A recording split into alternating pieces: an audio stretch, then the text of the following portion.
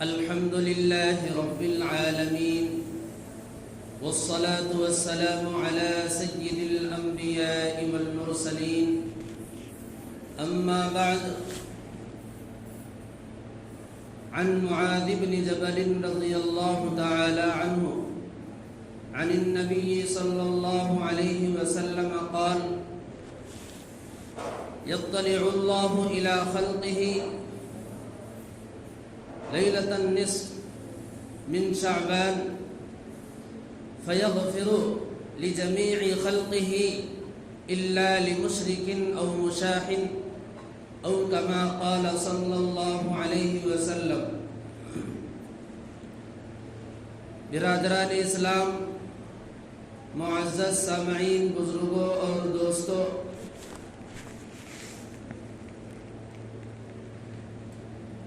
اسلامی کیلنڈر کے مطابق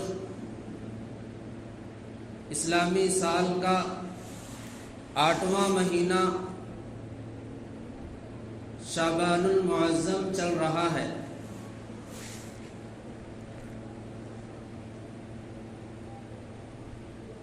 شعبان کا یہ مبارک مہینہ بہت برکتوں والا، عظمتوں والا ہے۔ اللہ کے نبی صلی اللہ علیہ وسلم کے بارے میں آتا ہے، حضرت عائشہ رضی اللہ تعالی عنہا بیان فرماتی ہیں کہ میں نے رسول اللہ صلی اللہ علیہ وسلم کو رمضان کے مہینے کے علاوہ کسی اور مہینے میں پورے مہینے کے روزے رکھتے ہوئے نہیں دیکھا سوائے شعبان کے۔ آپ صلی اللہ علیہ وسلم شعبان کے پورے روزے رکھا کرتے تھے اور شعبان کے روزوں کو رمضان کے روزوں کے ساتھ ملا لیتے تھے، یعنی درمیان میں ایک دن بھی افطار نہیں فرماتے تھے۔ تو اس بات سے اندازہ لگائے کہ شعبان کی کتنی بڑی فضیلت ہے، شعبان کا مہینہ کتنا برکتوں والا ہے۔ در حقیقت اللہ کے رسول صلی اللہ علیہ وسلم کے بارے میں آتا ہے کہ آپ صلی اللہ علیہ وسلم جب رجب کا چاند دیکھتے تھے تو دعا کا اہتمام فرمایا کرتے تھے، اللہم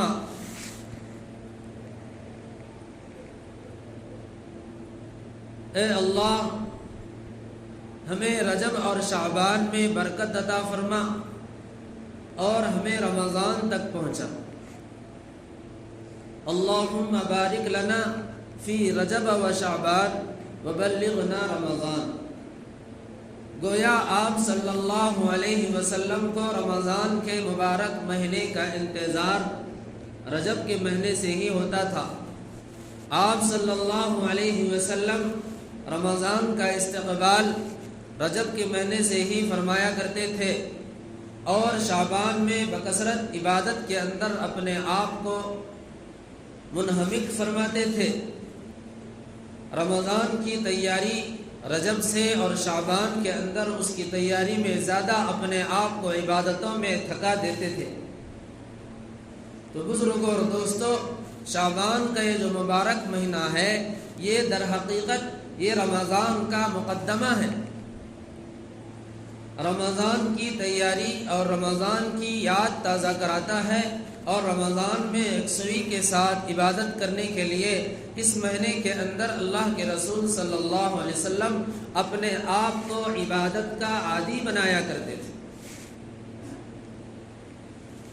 تو بزرگوں اور دوستوں، شعبان کے مبارک مہینے کی فضیلت احادیث مبارکہ کے اندر بہت کثرت سے آئی ہے، اور اس مہینے کے اندر ایک رات ہے جسے شب برات کہتے ہیں۔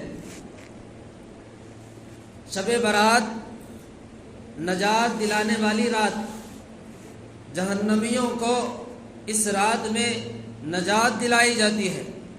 اللہ کے رسول صلی اللہ علیہ وسلم ایک روایت کے اندر فرماتے ہیں کہ آپ صلی اللہ علیہ وسلم نے فرمایا شب برات میں اللہ تبارک و تعالی بنو کلب کی بکریوں کے بقدر لوگوں کو جہنم سے نجات دلاتے ہیں۔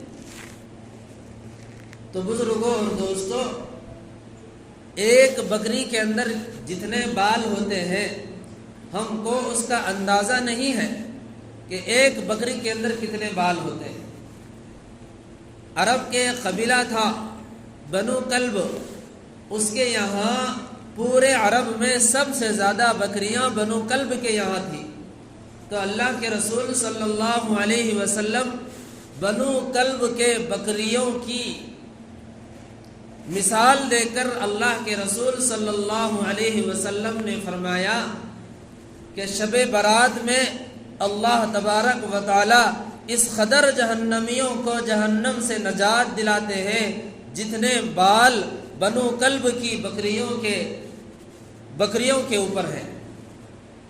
تو بزرگوں اور دوستوں، اللہ کی رحمت اپنے گنہگار بندوں کو بخشنے کے لیے شب شعبان کی نصف رات میں اللہ تبارک و تعالی آسمانی دنیا پر نازل ہوتے ہیں۔ یوں تو اللہ تبارک و تعالی کا نزول آسمانی دنیا پر ہر روز ہوتا ہے، لیکن ہر روز جو نزول ہوتا ہے اللہ رب العزت کا، وہ رات کے آخری حصے میں ہوتا ہے۔ رات کے آخری حصے میں ہر روز اللہ کا آسمانی دنیا پر نزول ہوتا ہے، لیکن شب برات کے موقع پر اللہ کے رسول صلی اللہ علیہ وسلم فرماتے ہیں کہ اللہ تبارک و تعالی آسمانی دنیا پر شب برات کے موقع پر اسی وقت نازل ہوتے ہیں جب غروب آفتاب ہوتے ہی اللہ تبارک و تعالی آسمانی دنیا پر نازل ہوتے ہیں، اور طلوع فجر تک اللہ تبارک و تعالی آسمانی دنیا پر آپ رہتے ہیں۔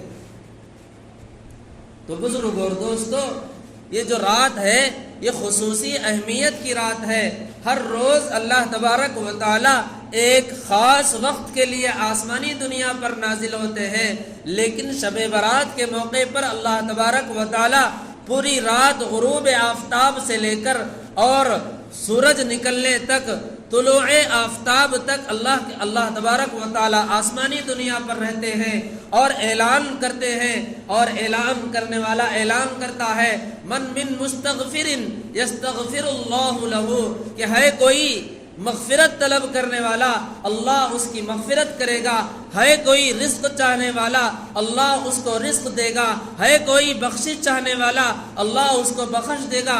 اس طرح اللہ تبارک و تعالیٰ کی طرف سے غروب آفتاب سے لے کر طلوع آفتاب تک گناہگار بندوں کے لیے یہ اعلان ہوتا ہے، بخشش کا اعلان ہوتا ہے، مغفرت کا اعلان ہوتا ہے، رزق کی کشادگی کا اعلان ہوتا ہے۔ تو بزرگوں اور دوستو، آپ اندازہ لگاؤ کہ یہ رات کس قدر فضیلت کی رات ہے، کہ اس رات میں اللہ تبارک و تعالی اپنے بندوں کو معاف کرنے کے لیے، اپنے بندوں کو بخشنے کے لیے آسمانی دنیا پر غروب آفتاب سے ہی نزول فرماتے ہیں۔ تو بزرگوں اور دوستو، ایسی اس رات کی اہمیت کو ہمیں سمجھنا چاہیے اور اس کی فضیلت ہمارے دلوں میں ہونی چاہیے۔ بزرگوں اور دوستو، اس رات کو ایسی اہم اور ایسے اہم مواقع کو غنیمت سمجھ کر بندے کو چاہیے کہ اس رات کے اندر ہمیں زیادہ سے زیادہ ذکر و اذکار کا اہتمام، قرآن کریم کی تلاوت کا اہتمام اور دعاؤں کا اہتمام کرنا چاہیے۔ تو بزرگوں اور دوستو، شب برات کے اندر جو اعمال کیے جاتے ہیں اس کے اندر کوئی خاص عمل نہیں ہے۔ 4 طرح کے اعمال شب برات کے تعلق سے احادیث مبارکہ کے اندر ملتے ہیں۔ پہلی بات تو یہ ہے استطاعت کے بقدر، یعنی اللہ تعالیٰ آپ کو جتنی دیر بشاشت کے ساتھ جاگنے کی توفیق دے اتنی دیر آپ بشاشت کے ساتھ، تلاوت کے ساتھ، ذکر و اذکار اور دعا کے ساتھ جاگا کریں۔ اور جاگنے کے لیے مسجد کے اندر جاگنا ضروری نہیں ہے، بلکہ مسجد سے بہتر جگہ شب برات میں جاگنے کی اپنا گھر ہے، اپنے گھر کا ایک خاص کونا ہے۔ اپنے گھر کے اندر جاگنے کا اور ذکر و اذکار کا، دعاؤں کا اہتمام کریں۔ اور یہ جاگنا اجتماعی طور پر نہیں ہے بلکہ انفرادی طور پر جاگنا یہ زیادہ فضیلت رکھتا ہے۔ اللہ کے رسول صلی اللہ علیہ وسلم اس کی امت کو جاگنے کی ترغیب اور فضیلت بتائے ہیں، لیکن آپ صلی اللہ علیہ وسلم اور صحابہ کرام، تابعین کرام نے اس میں اجتماعی طور پر جاگنے کا اہتمام نہیں فرمایا ہے۔ تو اس لیے بزرگوں اور دوستو، اللہ تبارک و تعالیٰ جتنی دیر بشاشت کے ساتھ جاگنے کی توفیق دے اتنی دیر آپ عبادت کے ساتھ، ذکر و اذکار کے ساتھ، دعاؤں کے ساتھ، قرآن کریم کی تلاوت کے ساتھ، نوافل کے ساتھ آپ گھر کے اندر جاگنے کا اہتمام کریں۔ عشاء کی نماز باجماعت پڑھیں مسجد کے اندر، اور فجر کی نماز مسجد کے اندر باجماعت پڑھیں، اور درمیانی رات کے حصے میں جتنے اللہ تبارک و تعالیٰ توفیق دے انفرادی طور پر جاگنے کا اہتمام کریں۔ آپ اپنے گھر کے اندر جاگیں، اپنے گھر کے بچوں کے ساتھ، اپنے گھر کی عورتوں کے ساتھ گھر کے اندر اپنے جاگنے کا اہتمام فرمائیں۔ اور اگر اللہ تبارک و تعالیٰ ہمت دے تو دن کا روزہ رکھیں۔ ایک روزہ ہوتا ہے، روزہ رکھیں۔ اللہ کے نبی صلی اللہ علیہ وسلم فرماتے ہیں، حضرت علی رضی اللہ تعالی عنہ کی روایت ہے کہ آپ صلی اللہ علیہ وسلم شعبان کی 15ویں شب کو جاگنے کا اہتمام فرماتے تھے اور دن کو روزہ رکھتے تھے۔ تو اس لیے اگر اللہ تبارک و تعالیٰ توفیق دے، ہمت دے تو دن میں روزہ بھی رکھیں۔ یہ روزہ بھی مستحب ہے، اگر کوئی روزہ رکھ لے تو فبیہا و نعمت، اور اگر کوئی روزہ نہیں رکھتا ہے تو اس کے لیے کوئی گناہ کی بات نہیں ہے۔ اور رات میں جو ہے قبرستان جانا ہے، قبرستان جانا بھی یہ اگر اللہ تبارک و تعالیٰ توفیق دے اور قبرستان جانے کے اندر سہولت ہو، رات کا حصہ ہے، آسانی سے آپ انفرادی طور پر اکیلے اور تنہا قبرستان جا کر موت کی یاد کو تازہ کرتے ہیں، موت کی یاد کو تازہ کر سکتے ہیں، تو آپ قبرستان جائیں۔ ورنہ اگر سہولت نہیں ہے، ہمت نہیں ہے، رات میں ڈر اور خوف کا ماحول ہے، تو بہتر یہ ہے کہ آپ اپنے گھر کے اندر یا مسجد کے اندر رہ کر اپنے تمام مرحومین کے لیے ایصال ثواب کریں۔ قبرستان جانے کی ضرورت نہیں ہے، بلکہ اپنے گھر کے اندر رہ کر بھی، اپنے مسجد کے اندر رہ کر بھی اپنے مرحومین کے لیے ایصال ثواب کر سکتے ہیں۔ اللہ کے رسول صلی اللہ علیہ وسلم کے بارے میں آتا ہے کہ آپ صلی اللہ علیہ وسلم ایک رات حضرت عائشہ صدیقہ رضی اللہ تعالی عنہا کے حجرے کے اندر آرام فرما تھے۔ پھر اچانک حضرت عائشہ رضی اللہ تعالی عنہا نے اپنے بستر پر دیکھا تو اللہ کے رسول صلی اللہ علیہ وسلم غائب ہیں۔ تو حضرت عائشہ صدیقہ رضی اللہ تعالی عنہا نے حضور پاک صلی اللہ علیہ وسلم کو ڈھونڈتے ڈھونڈتے तमाम अज़वाज मुतहरात के मकान पर गई और तमाम आपकी साहबजादियों के मकान पर गई। जब आप सल्लल्लाहु अलैहि वसल्लम कहीं भी न मिले तो हज़रत आयशा रज़ी अल्लाह ताला अन्हा ने जन्नतुल बकी गई। जन्नतुल बकी में देखा तो आप सल्लल्लाहु अलैहि वसल्लम सजदे के अंदर थे और अपनी उम्मत की बख्शिश की दुआ फरमा रहे थे। हज़रत आयशा रज़ी अल्लाह ताला अन्हा हुज़ूर पाक सल्लल्लाहु अलैहि वसल्लम को देखकर परेशान हुई, हैरान हुई और ऐसा यूँ समझने लगी कि हुज़ूर सल्लल्लाहु अलैहि वसल्लम की कहीं वफ़ात ना हो गई हो। फिर हज़रत आयशा रज़ी अल्लाह अन्हा ने हुज़ूर पाक सल्लल्लाहु अलैहि वसल्लम को हरकत दी, हाथ लगाया तो अल्लाह के रसूल सल्लल्लाहु अलैहि वसल्लम सजदे से उठे और फरमाने लगे कि ऐ आयशा, अगर आप मुझे ना उठाती तो मैं मेरी पूरी उम्मत को बख्शिश करवाता, मैं मेरी पूरी उम्मत की बख्शिश करवाता। ये बख्शिश की रात है, ये अल्लाह तबारक व तआला की तरफ से आज की रात यानी शब बरात के मौके पर अल्लाह तबारक व तआला की रहमतों का नुज़ूल होता है, मग़फ़िरत का और माफ़ी का आम ऐलान होता है अल्लाह की तरफ से। अगर आप मुझे ना जगाती तो मैं पूरी उम्मत की बख्शिश करवाता।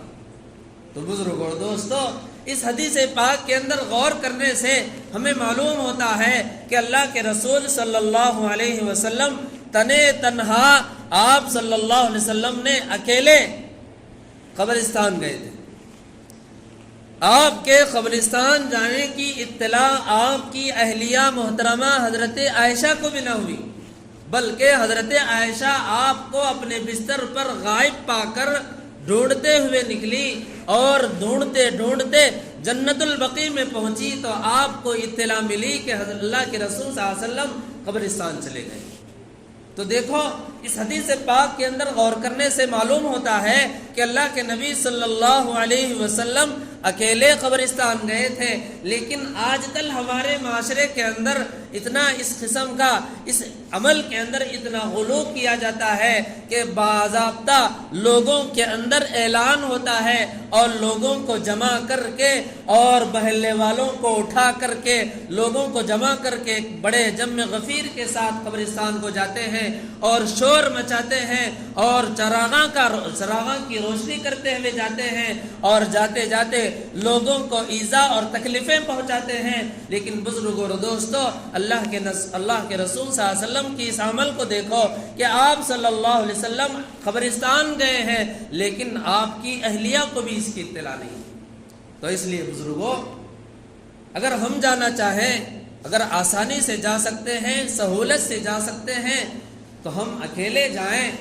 अगर जाना ज़रूरी नहीं है, अगर आप अपने घर के अंदर रहकर और अपने मस्जिद के अंदर रहकर भी अपने मरहूमीन के लिए, अपने गुनाहगार बंदों के लिए, अपने लिए दुआ कर सकते हैं, ईसाल सवाब अपने घर के अंदर भी रह कर के कर सकते हैं। इसी तरह इस रात में खुसूसन इस्तिग़फ़ार और तौबा और गुनाहों से माफ़ी और दुआ का एहतमाम करना चाहिए। ये दुआओं की रात है। शब बरात जो है जहन्नम से आज़ादी की रात है, अल्लाह तबारक व तआला की तरफ से फ़ैसलों की रात है। तो बुज़ुर्गों और दोस्तों, इस रात में दुआ का ख़ास एहतमाम करना चाहिए। हदीस पाक के अंदर है कि अल्लाह के रसूल सल्लल्लाहु अलैहि वसल्लम फरमाते हैं, हज़रत मुआज़ रज़ियल्लाहु तआला अन्हु की रिवायत है, यत्तलिउल्लाहु इला खल्क़िही, अल्लाह तबारक व तआला अपनी तमाम मखलूक़ात की तरफ मुतवज्जे होते हैं। आप अपनी खुसूसी रहमतों के साथ अपनी खिलकत की तरफ मुतवज्जे होते हैं।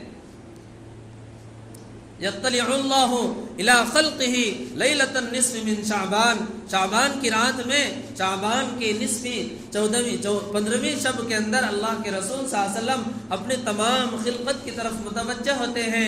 फ़यग़फ़िरुल्लाहु लिजमीइ खल्क़िही, और अल्लाह तबारक व तआला اپنی تمام مخلوقات کی بخشش کرتے ہیں، اپنے تمام مخلوقات کو بخش دیتے ہیں، الا لمشرک او مشاحن، اور فرماتے ہیں سوائے مشرک کے اور کینہ پرور کے تمام مخلوقات کی اللہ تبارک و تعالی بخشش فرماتے ہیں۔ تو حدیث پاک کے اندر تمام اس تعلق سے جتنے بھی روایتیں اللہ کے رسول صلی اللہ علیہ وسلم سے مروی ہیں، ان تمام روایتوں کو جمع کرنے سے معلوم ہوتا ہے کہ شب برات کے موقع پر اللہ تبارک و تعالی کی طرف سے بخشش کا اور عام معافی کا اور اللہ تبارک و تعالی کی خصوصی رحمتوں کی بارش کا نزول عام طور پر ہوتا ہے، اور اس سے تمام مخلوقات بہرور ہوتی ہے، مستفید ہوتی ہے۔ لیکن ایسے معافی کے عام اعلان کے موقع پر بھی چند قسم کے لوگ ایسے ہیں جن کی اللہ تبارک و تعالیٰ کے یہاں بخشش نہیں ہوتی۔ عام معافی کے اعلان کے باوجود بھی چند افراد ایسے ہیں، چند افراد کی قسمیں ایسی ہیں کہ ایسے عام اعلان کے موقع پر بھی وہ لوگ محروم رہ جاتے ہیں اللہ کی بخشش کے اور اللہ کی رحمت کی۔ پہلا تو مشرک ہے، شرک کرنے والا اللہ کی اس عام معافی کے اعلان کی رات کے موقع پر بھی وہ محروم رہ جاتا ہے۔ کیوں؟ اللہ تبارک و تعالیٰ فرماتے ہیں اللہ تبارک و تعالیٰ فرماتے ہیں کہ اللہ تبارک و تعالیٰ ہر جرم کو معاف فرماتے ہیں، لیکن شرک جیسے عظیم گناہ کو کبھی معاف نہیں فرماتے۔ شرک کہتے ہیں اللہ تبارک و تعالیٰ کو چھوڑ کر اللہ تبارک و تعالیٰ کے ساتھ کسی کو شریک کرنا، اس کی ذات میں یا اس کی صفات میں کسی کو شریک کرنا، یہ شرک ہے۔ اور اپنے عمل کے اندر کسی کو دکھلا کر عمل کرنا، چاہے کوئی نیک عمل ہی کیوں نہ ہو، ریا اور دکھلاوے کے لیے عمل کرنا، یہ بھی شرک ہے۔ ایسا شرک کرنے والا اس عام معافی کے اعلان کے دن بھی وہ مغفرت سے محروم رہے گا۔ اور دوسرا مشاحن، اللہ کے نبی صلی اللہ علیہ وسلم فرماتے ہیں کہ مشاحن یعنی کینہ پرور، جس کے دل میں بدلے کی آگ بھڑکتی ہو، چاہے وہ کسی سے بدلہ لینے کی ہو، چاہے دشمن ہو، چاہے اپنا ہو، چاہے غیر ہو، کسی سے بھی بدلہ لینے کی آگ جس کے اندر بھڑکتی رہتی ہو، اس کو کینہ پرور کہتے ہیں۔ ایسے کینہ پرور کی بھی بخشش ایسے عام معافی کی رات کے اندر بھی نہیں ہوتی۔ تو بزرگوں اور دوستو، اندازہ لگاؤ کہ دل کے اندر کینہ رکھنا کتنا بڑا جرم ہے، اللہ کے قرب کو روکتا ہے، اللہ کی بخشش کو روکتا ہے۔ تو ہمیں چاہیے کہ ہم اپنے قلب کو، ہم اپنے دل کو ہمیشہ پاک و صاف رکھیں، تاکہ اللہ کی بخشش کے مستحق بنے، اللہ کی مغفرت کے مستحق بنے۔ کینہ پرور کی بخشش نہیں ہوتی۔ آپ دیکھو، اندازہ لگاؤ کہ تمام خلقت کی بخشش ہوتی ہے، ایسے عام دنوں کے اندر بھی، ایسے عام آفر کے موقع پر بھی ایسے افراد، یہ چند قسم کے افراد محروم رہ جاتے ہیں۔ اور تیسرا آدمی وہ ہے جو تکبر کے طور پر اپنے پیٹ کو، اپنے پیجامے کو، اپنی تہبند کو ٹخنوں سے نیچے لٹکا کر ہمیشہ چلتا ہے۔